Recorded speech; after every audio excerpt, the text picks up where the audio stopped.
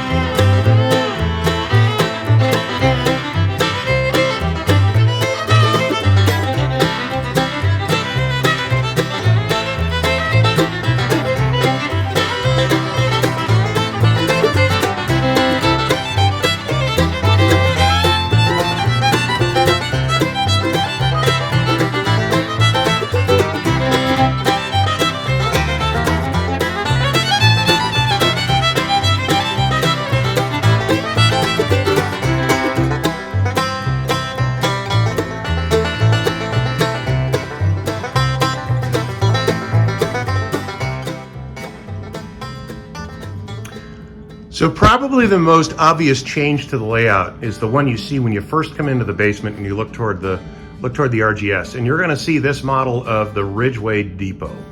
So originally when I built Ridgeway, when I planned out this layout, Ridgeway was only going to be an open staging area that I was going to scenic to look roughly like Ridgeway. Well, you know, as I got working, I started realizing I had room for a lot of the key aspects of the Ridgeway yard, and I even was able to get virtually all the trackage from the engine terminal into the right positions and so on. But I really like the Ridgeway Depot and sort of its own sort of unique architectural style. So this is the Rags to Riches kit. This is a beautifully designed, multi-layered micro plywood kit. And I got to give Joe credit because he did some amazing stuff for us modelers. Number one, so the Ridgeway Depot, if you're thinking, oh, hey, that's too short, you're right. So the real Ridgeway Depot baggage section comes out maybe to about where my hand is. But realizing that model railroaders don't always have that kind of space, Joe gives you parts to do either the full-size depot or this foreshortened one. And the shortened one was all I had room for. And I still think, in spite of the fact that the baggage section is too short, it architecturally captures all of the features of Ridgeway Depot that make it unique. And it actually looks a lot like the current existing depot because the baggage section had been chopped off after the railroad was abandoned. Now, it's not in the right place. So you RGS fanatics like me are looking at that and saying, well, it doesn't really belong in that position. And you're right. So over here, sort of in this area is where it should be, rotated about 180 degrees. Well, rotated 180 degrees like this. And then this track would be the RGS main that would go behind the depot. But, you know, it is what it is, right? You know, most model railroads are some kind of a conglomeration of compromises, and this is no different, but I still like the Ridgeway vibe it gives you when you first come into the train room. So here we see the trackside, and wow, I just can't say enough about how well designed this kit was. I'm not gonna lie, it took me tinkering on and off for a couple of months to build it, mainly because the shingles just take a long time. But nevertheless, what an amazing kit. You'll notice I used the wood platform that came with the kit. The kit can be built with wood or concrete platform. The wood platform was pretty much gone by my era, but I really like the way it looks. And I gave a nod to the concrete platform later on by extending it out toward the track here. And this does a pretty good job of accommodating the very odd track geometry I was forced to deal with. Because remember, this depot is a pure afterthought. This area here was essentially just an open field full of sagebrush and weeds. And so the fact that the depot fit was a bit of a miracle. So I was very happy that I was able to incorporate that. And it really does sort of foot stomp the idea that you're looking at Ridgeway on the Rio Grande Southern. Another addition is the Enterprise Bar and Grill in my pseudo Rico. As other videos have explained, I really love building structures, and I wanted a good three-dimensional town scene. And so this represents another business that actually still exists today along Glasgow Avenue in Rico. So essentially this whole area represents, although the structures aren't exactly prototypical, they're typical of Colorado mountain town structures, and so gives us sort of this look of a Colorado mountain mining town.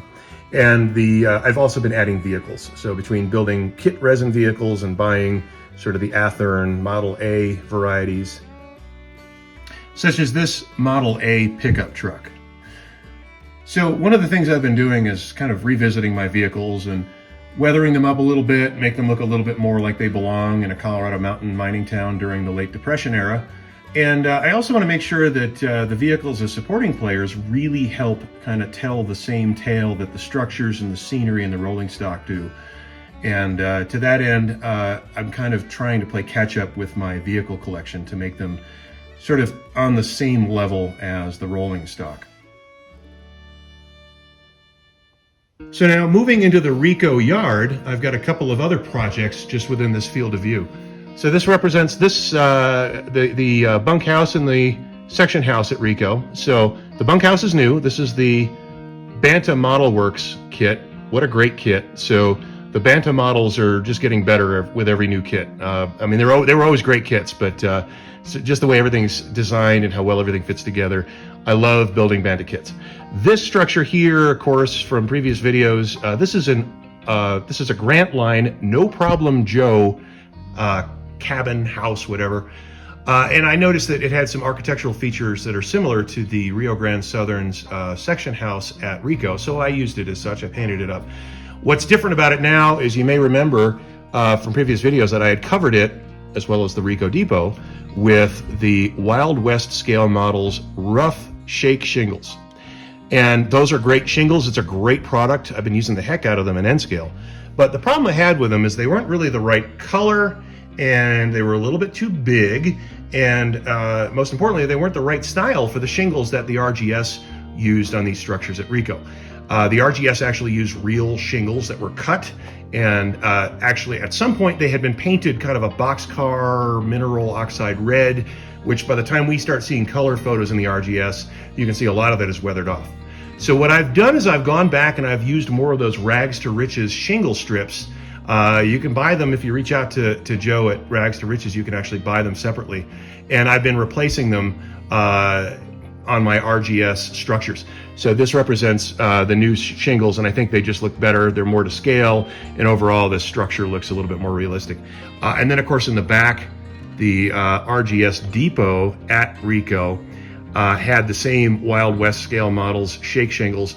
And again, great product, just not appropriate for what I was doing. So I went back and added the weathered Rags to Riches scale-sized cut shingles, and I'm very happy with the results. This looks a lot more like what the Rico Depot should look like. There's a whole string of RGS Miller boxcars there. 4 of them are Grant Line steel underframe, phase 3 or type 3, and one is that modified back behind RGS 42. That boxcar is a Type 2 that I kit bashed from a Railline kit. And then another new addition here, HOn3 is a narrow gauge Colorado kit, and that is that's another one of the Rio Grande Southern bridge and building cars. So I like a lot of maintenance away equipment because it's just kind of funky, neat, and unique, and they were all over the RGS. So just a couple more projects I've been working on. Last time you joined me on video, I did mention that I picked up this nearly complete ore loader from the Primos Chemical Company near Placerville and Sawpit, because there were two identical loaders along the RGS. Now, I did, of course, finish it, put a roof on it, finish the staircase, and I installed it on its own siding here. So again, this structure looks on my layout like it's actually in Placerville. There was one north of Placerville and one south of Placerville, so I figure, you know, this one represents them both, so it's good enough. The other thing about Placerville is the depot. So this is the narrow gauge Colorado HOn3 kit. Okay, you heard me mention narrow gauge Colorado, right? So Craig Stewart does great work. He did the decoder install and weathering and painting and weathering for my precision scale brass RGS 25, and his kits are awesome. I mean, you've heard me talk about it. I've got several of them. This is his kit for Placerville, and I want you to look at this and realize it doesn't represent Craig's kit. It represents me being in a rush, me being sloppy, and me not studying the instructions before I started construction. And so you can see the roof is crooked and the shingles are a shambles and the paint separation's not really there, and it just looks really crude. This is not up to my own personal standard.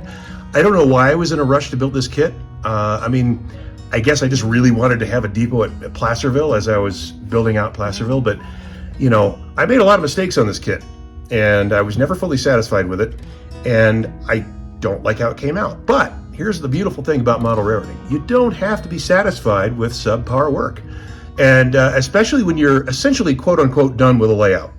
Of course, we're never done with a layout, but that's when you have the time to go back and really revisit things. So I thought about buying another one of these kits from Craig at Narrow Gauge Colorado, but honestly, I had so much fun building the Ridgeway Depot from rags to riches that I said, hey, you know, this is one of those opportunities to have choice. And so I reached out to Joe at Rags to Riches and purchased his kit for the Placerville Depot. And as you can see, it is far from finished, but things are a lot straighter. The color separation is better. There's even doorknobs on the doors.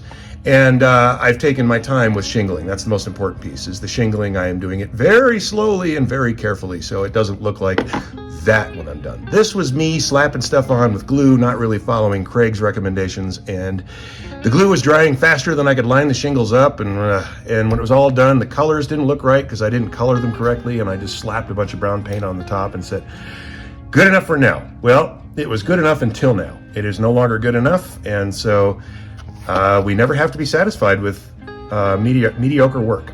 So anyway, I just want to again reiterate, this is not a ding on Narrow Gauge Colorado or Craig Stewart's design. This is a ding on me rushing a kit that I could have done a lot better job on had I not been in such a hurry.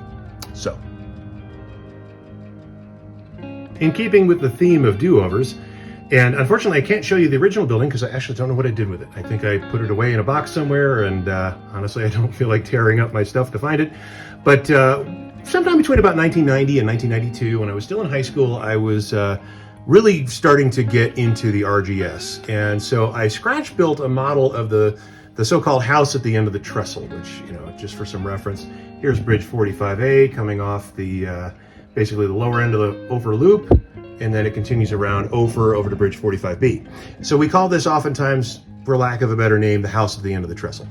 Well, the one I built from a couple of photographs in Silver San Juan by Mallory Hope Farrell, really, it did okay for a little while, but the more I looked at it, the more I realized, the photos that I had were not sufficient to build an accurate model. I had the wrong style of roof. I had a corrugated roof. The building was about maybe out to here. It was a lot longer than it should have been. And there were some other issues with window arrangements and so on. So again, because I have the time to go back and revisit this, revisit things, this is the Banta kit, which is based on the Mike Blazek plans. And this is a much more accurate depiction of the structure. So if I move it around here, you can see the backside with the standing seam metal roof. And then of course it's kind of hard to see from this angle. It's actually kind of hard to see from any angle, but there's that 45-degree notched doorway that faces Colorado Highway 145. Now, I don't know about you, but if I were a family living in that house, and at one point that house actually had a garage door on the side, and it was serving as a garage, but having that traffic on Colorado 145 come zipping right past my front door, literally, I think would cause me a little anxiety. They say it's all in the details, and that's one of the nice things about doing a layout this size, is that you really have time to go back and add details, lots of them. So in this scene alone, after studying some photographs of the grade crossings just outside of Ridgeway, I noticed a lot of them had cattle guards. So Jay's was basically, it was a station stop in name only. It was really a grade crossing about 3 miles out of Ridgeway. There was a cattle guard right there. And I noticed that a lot of the fences were actually barbed wire fences. So I replaced the ranch style fence that used to be here with a barbed wire fence. The other thing you're seeing a lot of now on my layout are these switch stands. I've been going back and adding, these are dummy switch stands, of course, but they do sort of add to this idea that the railroad infrastructure is represented in its entirety. Another fun little detail, if you look at photographs of the Ridgeway water tank, you'll see that quite a bit of ash was piled up near and around the tracks and between the rails, right by the water tank. So it becomes pretty clear that crews did a lot of ash dumping rather than in the proper ash pit closer to the roundhouse, but out by the water tank. And I guess they could get away with that because the old tank was so leaky, the ground was probably always saturated. So to simulate that, I used a combination of powdered gray pastel chalks and real ash. I burned some paper in a controlled environment and basically sort of harvested the paper ash and laid it on out there. So, it kind of represents that make-do attitude that the Rio Grande Southern had in its last years, where they basically were always on the brink of abandonment, so it really didn't make sense to try to do things the hard way. On the dual subjects of compromise and Ridgeway, we're looking at the structure that I've been using for several years to represent the Rio Grande Southern office at Ridgeway. So the RGS office building, most RGS fans will be very familiar with it. It was a fairly substantially sized building, and it was north of the roundhouse, just as I've positioned this kit. And, it was one of a very few number of structures that the Rio Grande Southern built out of brick. The other two I can think of off the top of my head are the roundhouse next door and the engine house at Rico. But this building, the actual Ridgeway office building is just going to be too big for the space. Even if I try to compress it considerably, but still maintaining the architectural features, it really isn't going to fit well. The only place I could maybe wedge a selectively compressed version of it might be here, but the problem is then it blocks the view of the depot here. I want people to be able to see the front of the depot, and I don't want it to look like the trains are navigating through a brick canyon. So honestly, this is all I've got. Now, I've had this thing floating sort of on the layout just loose, but I kind of committed this week or last week by gluing it down and sort of dirting it in. So it is here to stay. This is where it's going to be. Fortunately, it does share just a few architectural features of the actual office building insofar as it's a brick structure sitting on a stone foundation, a natural field stone foundation, and the windows are arched windows. There's a brick arch on the top of the windows and doors. So it doesn't look that much like the real office building, but it's architecturally similar enough that hopefully I can be forgiven. Because again, remember, this is a big old compromise.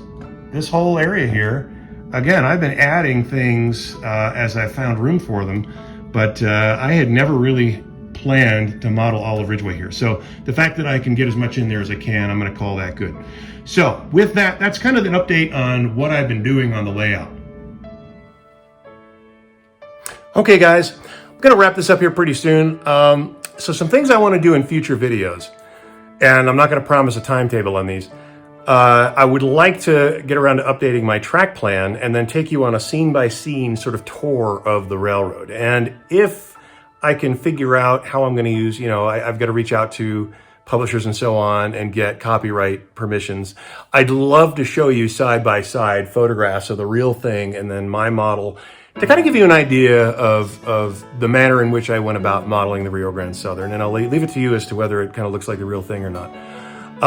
So that's probably a little bit farther down the road. I'd also like to do sort of an after actions report on this layout. So being a retired military guy, anytime I do something, my first instinct is then to assess what went well and what can I do better next time. And in terms of the HOn3 Rio Grande Southern here, it's not a matter of necessarily doing it better the next time. It's about what improvements can I continue to do. And that's probably worthy of a whole video. But right over my shoulder, the one probably that's kind of bugging me the most. These are great backdrops. They're from a company called Lark Products. I think you've heard me talk about them before. They are scenes from the Rio Grande Southern. So behind the depot at Rico are the mountains behind Rico. The Enterprise branch of the RGS went up those hills. But when you're standing in Rico, and I've been through Rico, it's a neat little town, those mountains really tower over. So I printed these up on heavy duty paper, or like light cardstock. And I printed them up and I cut them together, lined them all up, and did all the things. But I'm kind of constrained by the height of an 11-inch sheet of paper, 8.5 by 11 sheet of paper. The only place where that's different is if I swerve around here. You can see the Ophir needles are actually stacked 22 inches high because they're taped together that way. Nevertheless, Lark Products also produces these backdrops, custom, all on, self-adhesive type. I don't know if it's paper, vinyl, something like that. And they can scale that to any height that I want. So I definitely think going forward, at some point, I'd like to revisit that. And actually, if you look over here, this little panel here, the piece of masonite in front of the window, yeah, that's bugging me. Because whenever I try to take pictures, I've got that piece of window and blinds in the shot. So I actually already have the piece of masonite cut. That is an egress window, so for safety reasons, it's still going to be removable. It's going to be Velcroed in place. You reach up, you grab it, you pull it down. The benchwork on that piece of the layout, actually of all the layout, is strong enough to hold several adults simultaneously. I don't cut corners on benchwork. The heavy-duty steel brackets that support the benchwork are bolted into the studs. Bolted, not just screwed, but bolted into the studs. So that way you could egress out that window if there's an emergency or something. And if that's the only way out of my basement, then the model railroad is already a loss. So who cares, right? And I hope it never comes to that. So there's some things I can do, and I think that's probably worth a whole video. As for now, reflecting on the state of the RGS, I'm pretty happy with it. I'm at the point now where I certainly don't mind visitors poking around and looking at it. And, I don't have to explain away, well, this scene's not done. It's going to look like this.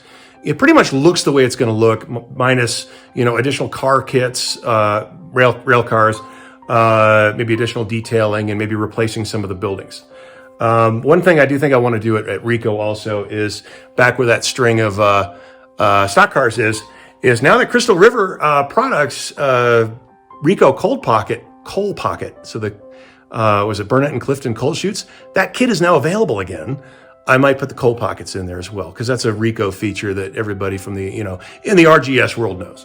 Nevertheless, I've got enough to keep me busy. There's no danger of me growing bored or tearing this layout out anytime soon. I know I need to be a little bit better about the update videos and just doing the run-bys, so I also owe you some run-bys. But I'm kind of running out of time here, so I'm going to wrap it up. I might put some run-by videos out there in the meantime. And I also owe you an update on the N-scale Colorado Midland. So I've just been so busy doing model train stuff that I've been forgetting to take the time to video it. So with that, we're going to wrap up this update here, and I'll see you around. Thanks.